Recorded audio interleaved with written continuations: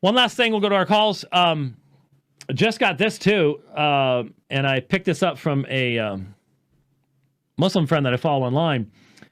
This is Bridges' translation of the 10 Qira'at of the Noble Quran. And what's really neat, and I just started looking at it, is in dealing with the Quran. What? Oh, in dealing with the Quran, we obviously have parallels to dealing with the New Testament as far as it's a work written in the past, and it has a certain manuscript history up until the time of printing. It's a much shorter manuscript history than the New Testament, much shorter than the Old Testament. So there are parallels, but there are also differences because you don't have a free transmission; you have a controlled transmission of the Quran. So there's governmental, there's an established version. So when you look at the Quran, we do have textual variations between mushaf, between the manuscripts. We do not yet have a critical edition of the Quran on that level that will give us the variant readings in the manuscripts, which manuscripts read what, and then an attempted critical text. Just doesn't exist yet. Will there be someday? Yeah, it'll probably be produced by non-Muslims, but yeah. But then you have the various printings of the Quran that have different qira'at, different readings. Now, these go back, evidently, to textual variants, but they are found in the foundational versions of the Arabic that are popular in different parts of the world.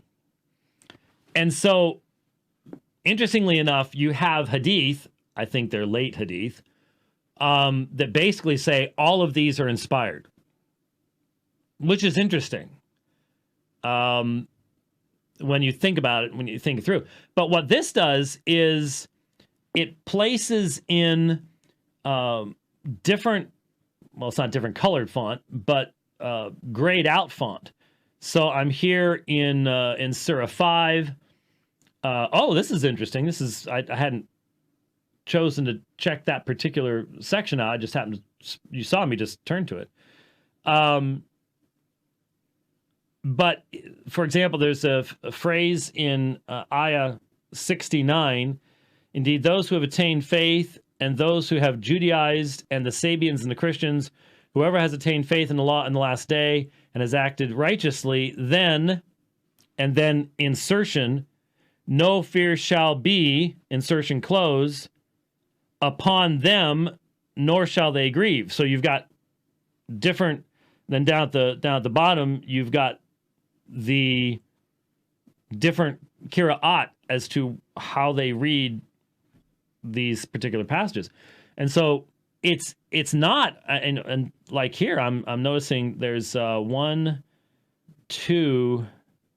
of the different things, and then you have some smaller font stuff, and really interesting.